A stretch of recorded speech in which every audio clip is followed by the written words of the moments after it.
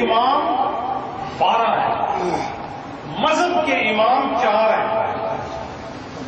دین کے امام 12 ہیں، دین کے امام کتنے؟ 12۔ مذہب کے امام 4۔ مذہب کے جو 4 امام ہیں، امام اعظم ابو حنیفہ، امام مالک، امام محمد بن ادریس الشافعی اور امام احمد بن حنبل۔ اور برحق بولو، یہ مذہب کے امام ہیں۔ اور دین کے امام ہیں 12، جس کے لیے ابو داؤد شریف کی حدیث ہے، نبی کریم صلی اللہ علیہ وسلم نے فرمایا میرے بعد 12 امام ہوں گے۔ یہ صحابی حدیث ہے۔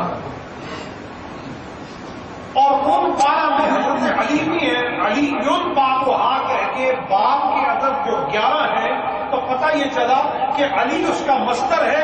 اس مصدر کے بعد جو دروازہ ہے اس سے 11 چشمے ٹوٹیں گے جو قیامت تک جاری رہیں گے، اور اس میں ظاہر کی فیض کی صورت بھی ہوگی، باطن کے فیض کی صورت، شریعت کا فیض بھی جاری ہوگا، طریقت کا فیض بھی جاری ہوگا۔ سبحان اللہ۔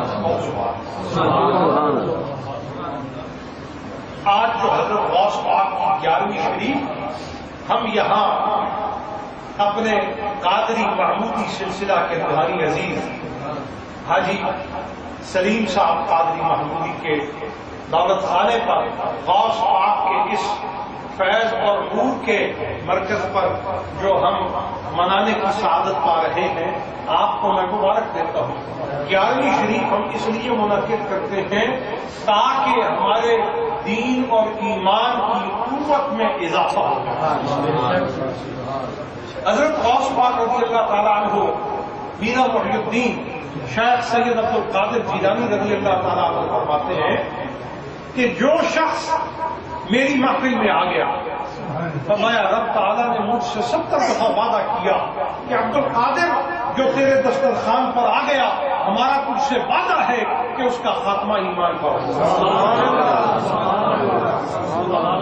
نعرہ تکبیر، نعرہ رسالت، نعرہ حیدری، نعرہ غوثیہ۔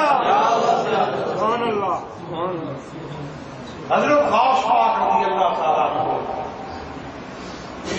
کو یہ وعدہ دیا گیا کہ جو آپ کی محفل میں آئے، اللہ کریم نے 70 دفعہ وعدہ کیا۔ کتنی دفعہ؟ 70۔ بولو۔ اور خوشبختوں غوث پاک کی محفل میں آئے ہو تو اس خوشبختی کی بات کو سن کر اپنی مسرت اور ایمان کی تقویت پر فرحتناک ہو کر یہ بات اپنے دل اور دماغ میں راسخ کر لو کہ غوث پاک فرماتے ہیں مجھ سے رب نے 70 دفعہ وعدہ کیا۔ سبحان اللہ، سبحان اللہ، سبحان اللہ۔ رب کا تو ایک دفعہ بھی فرما دیا تو 70 دفعہ کیوں فرمایا؟ سیاق کلام عرب میں یہ عادت ہے کہ کسی بھی بات کی غایت کو اور رسوائیت کو بیان کرنے کے لیے یہ کہا جاتا ہے کہ اگر یہ بات 70 دفعہ بھی ہو جائے تو پھر نتیجہ یہی رہنے والا ہے۔ کیا پتا چلا؟ پتا یہ چلا کہ اے عبد القادر تیری محفل میں کوئی ایک بار بھی آ گیا، اس کے بعد اسے 70 ہاتھ بھی پلٹائیں کہ وہ تیری اس خوشبختی کے فیض کو لینے کے بعد پھر کسی بدبختی میں جانا چاہے تو میری 70 کرم نوازیاں ہر دفعہ پلٹا کے اسے جنتی رکھنے والا معاملہ ہے۔ وہ کبھی خوشبختی کے جہان سے پھر پلٹ کر لوٹ ہی نہیں سکتا ہے۔ وہ پھر اس بات کا پابند بنا دیا گیا ہے کہ عبد القادر جس نے اپنی نظر سے تیرے چہرے کو دیکھا اور جس نے اپنے کانوں سے تیری بات کو سنا اور جو تیری محفل میں آ کر میرا ہونے کی کوشش کرنے والا بنا، عبد القادر تو میرا محبوب ولی ہے، میں تجھ سے وعدہ کرتا ہوں کہ دم آخری بھی میری ہی محبت کی اس کی زبان اور دل میں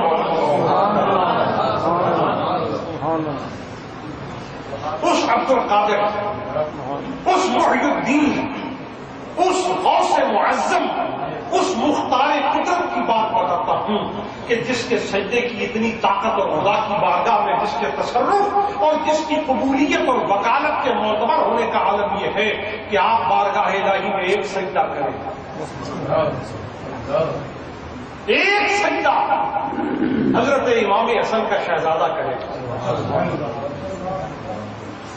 امام حسین کے جگر کا ٹکڑا ایک سجدہ کرے، خاتون جنت کی آنکھوں کا تارا جو سجدہ کرے، مولا علی کے حسن کا مظہر جو سجدہ کرے، رسول اللہ کی نسل کا بے مثال جو سجدہ کرے، معلوم ہے اس کی کتنی طاقت ہے؟ اس کی اتنی طاقت ہے کہ کسی عارف نے اس سجدے کی طاقت کو نظم کرتے ہوئے یوں کہا، یا غوث معظم مختار خدا محبوب نبی محبوب خدا،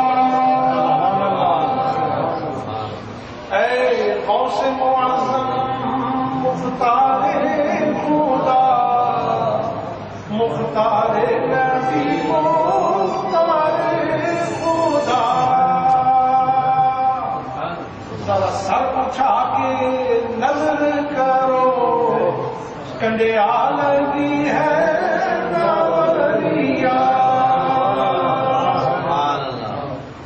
وہ سجدہ قبولیت کا، محبوبیت کا، اور وہ سجدہ رضا کا، اور وہ سجدہ اجتباء کا، اور وہ سجدہ بارگاہ الہی میں قبولیت کی منزلوں پر چڑھ جانے والا، کہ جس سجدے کو کرنے سے پہلے حالت یہ تھی کہ ایک کشتی جو 12 برس ہو چکے ہیں ڈوب چکی ہے، جس کے سوار اپنے وجود کا نام و نشان بھی کھو چکے ہیں، لیکن یہ بات اور تقدیر کی ہے۔ اب نوبت آئی ہے تدبیر کی، اور تدبیر بھی بندہ مختار اور محبوب رب العالمین کی، اور محبوب رب العالمین اور مظہر علی المرتضیٰ کی جب نوبت آئی تو پھر کیا ہوا؟ اور تدبیر نے کرشمہ قدرت کچھ اس طرح دکھایا کہ چشم فلک حیران رہی، عقل عالم متحیر ہو گئی، اور سب دیکھتے رہ گئے کہ 12 برس کی ڈوبی ہوئی کشتی ترانے کے لیے حضرت غوث پاک نے سر سجدے عرض کی، بار اللہ یہ مجھے تیرا معبود سمجھتے ہیں، یہ مجھے تیرا سمجھتے ہیں، اور تو نے اپنے فضل و احسان سے مجھے عبد القادر بنایا، میں قادر کا بندہ ہوں، جو بات اب تجھ سے عرض کرنے لگا ہوں تیری